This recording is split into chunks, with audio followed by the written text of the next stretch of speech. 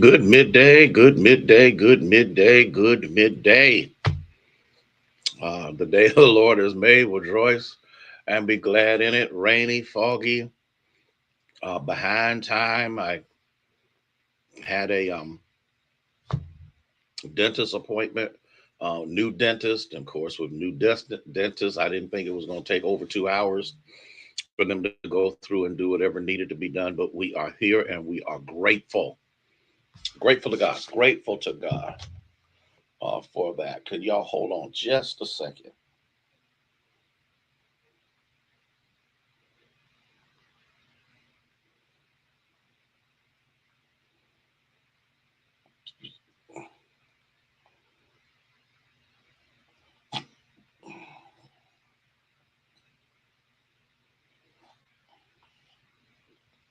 So, for that, we bless his holy name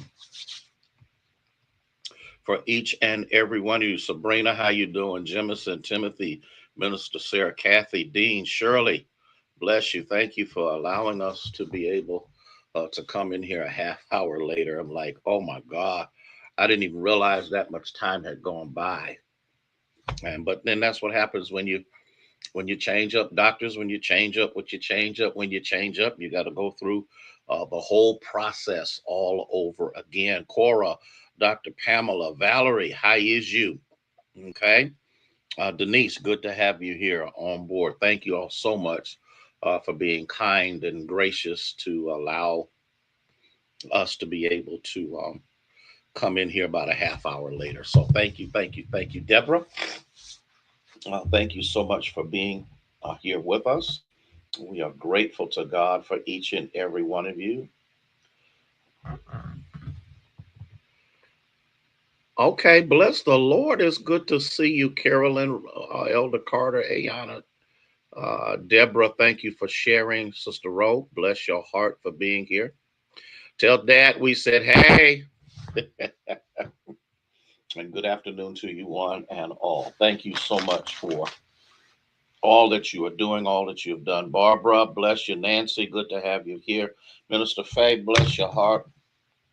Bless you, bless you, bless you, bless you, bless you for being here. Linda, thank you so much for sharing with us and being here with us. Thank you so much, Janice. Glad that all is good and well and running. Okay, everything's running like I'm running. All right. And as some have, please share, please share. Please be so kind to share. That would be absolutely wonderful. Wonder, wonder, wonder, wonder, wonder, wonder, wonder. Mary, good to have you.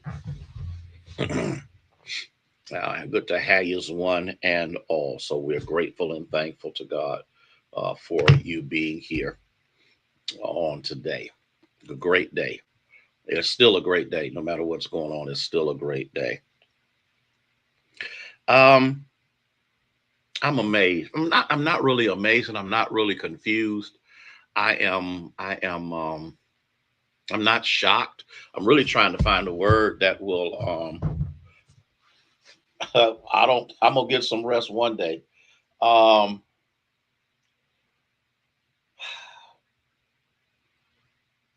what do? How do you handle? How do you handle when you look at the level of ignorance and stupidity that is happening in the White House? When you see someone who denigrates and disgraces during the Memorial weekend, um, I should be now.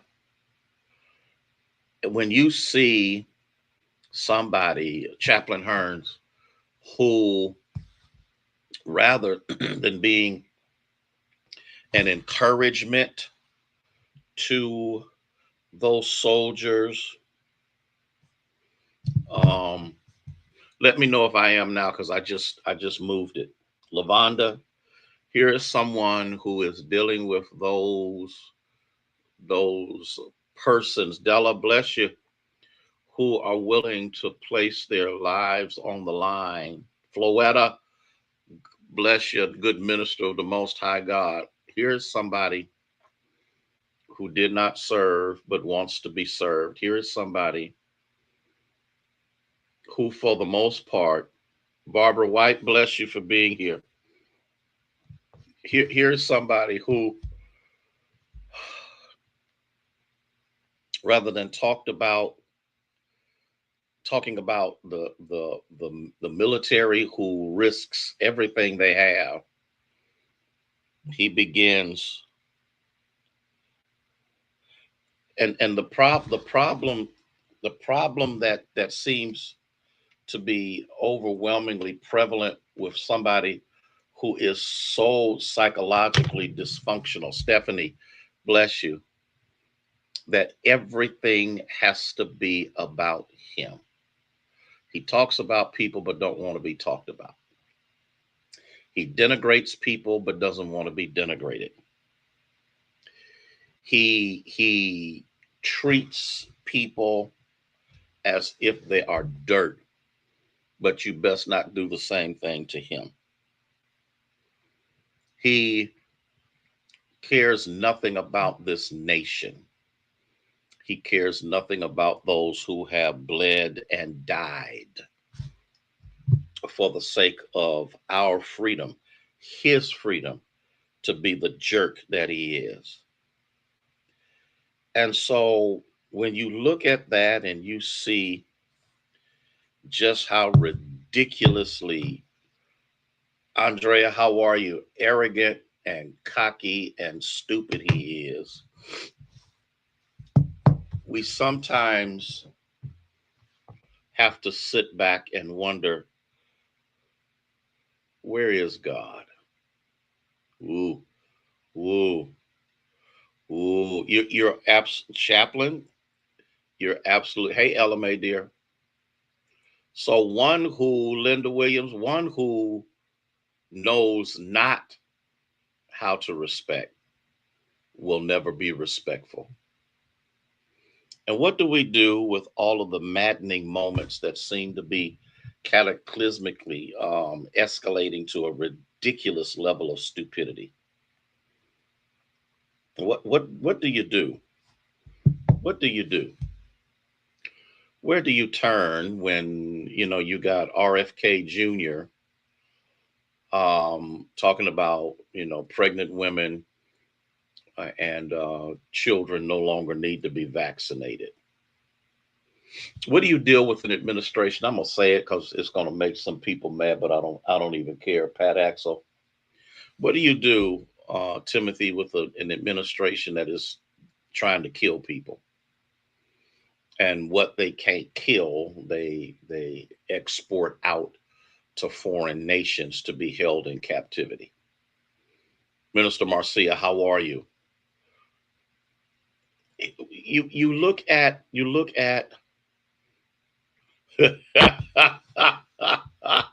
oh, Gelada, this guy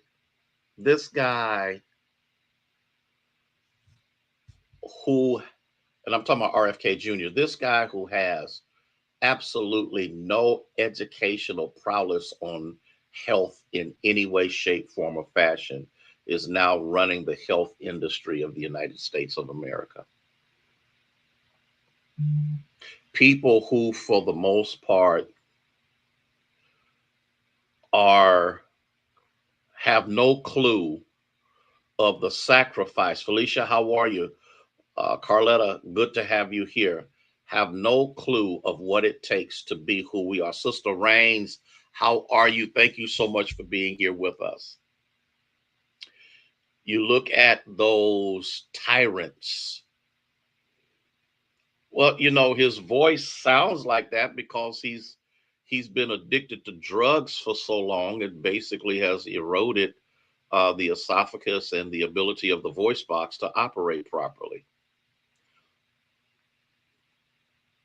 These people that were handpicked are now in charge. But my question is, are they really? Vernice, good to have you here.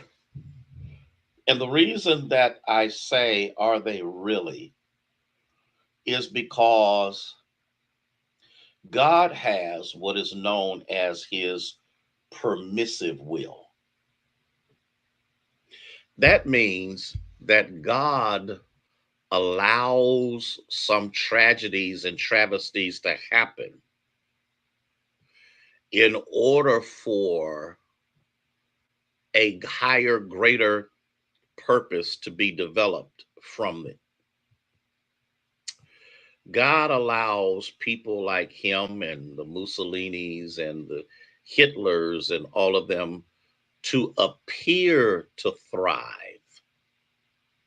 And I use the word appear because for the truth of the matter, hey Wendy, the truth of the matter is whatever they are doing is only for a season. What God does is permanent. Oh gosh. And when we look at it, and the reason we look at it from such levels of devastation is because we look at everything that's going on from the viewpoint of how and where we live. We live in time, God does not. Every now and then, God allow. Listen, look, can I go modern Egyptians? Oh my God, can I go a little bit? Can I deal with this? And maybe this will help us to understand what God is doing. Does not God allow us as human beings to do what we want to do, even when we know we shouldn't? And there is a major difference between someone who knows they shouldn't and someone who doesn't. For the most part, the racistic motif of this nation has been entrenched into the minds of people since the day it was founded. And so, since it is generational activity that is taking place, they only know what they know because of what they've been exposed to. But the thing that is so funny is even when they claim that they know who God is, and even though they claim to worship him, and even though they claim to know him, and even though I hope y'all let me go just a little bit longer since I wasn't on Monday and Tuesday, even though they claim to know God, they only know the God of ritual and not the God of relationship. God, they only know the God of ritual. They have no clue who the God of relationship is. What happens when your ritual can't meet a need? What happens when your ritual can't bring you to the point of peace and tranquil? What happens when your ritual, Trinette? What happens when your ritual can't fill the chasm that's in your life that you've tried to fill with power, money, and riches? The thing that I love about our God is that He is the God of relationship. And Jalada, because the truth of the matter is, you can you can claim knowledge. Okay, I take my personal, born and raised in the church, mom and daddy preacher, daddy pastor church. Didn't know him, but I knew the rituals. I knew the what the procedures and the protocols. I knew all of that, but I didn't know him. And at that particular time, you could not tell me that I did not know him because I knew the rituals. Until one day I was introduced into a relationship.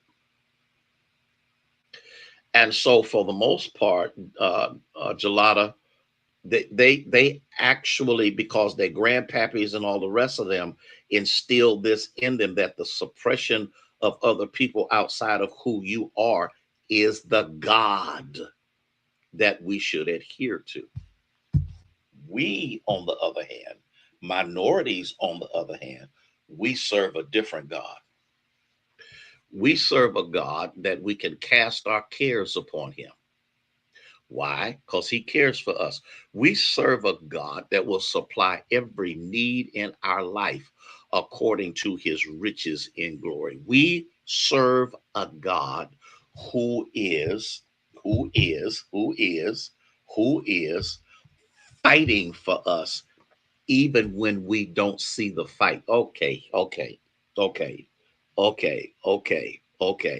Lord, have mercy. Okay. Angie, you can't see how God fights because God does not fight like we do. Now, we've seen the extraordinary moments in the Bible when we see hailstones come down and roll over people and all of and all of that. But see, there's also a spiritual battle that takes place that is invisible to the human eye, but is visible to a God who knows who he is and also knows who belong to him.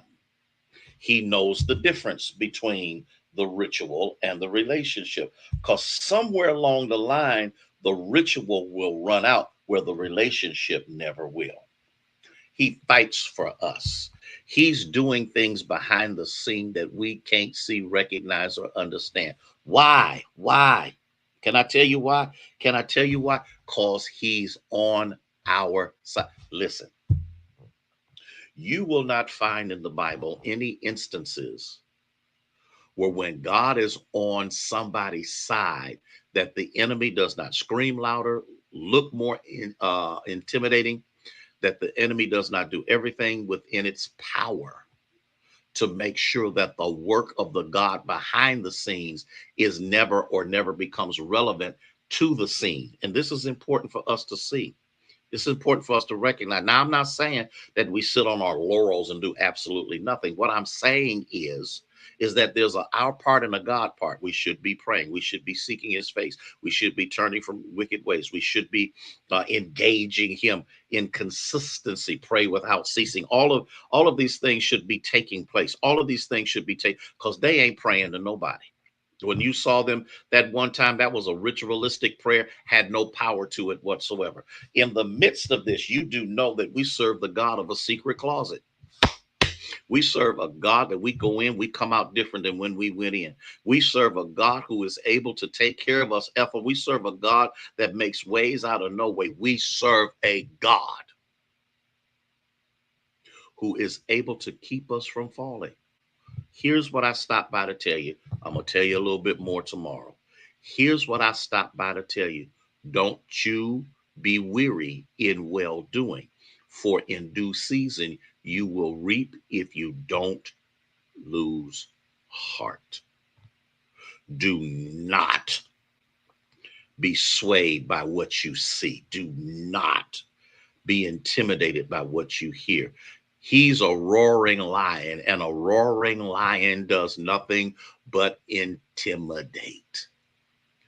But when God fights for you, when God rescues you, when God redeems you and restores you,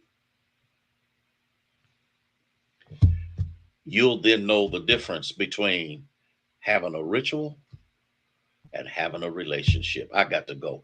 Thank y'all so much for giving me the extra time. Thank y'all so much for allowing me to be here with you a little bit later.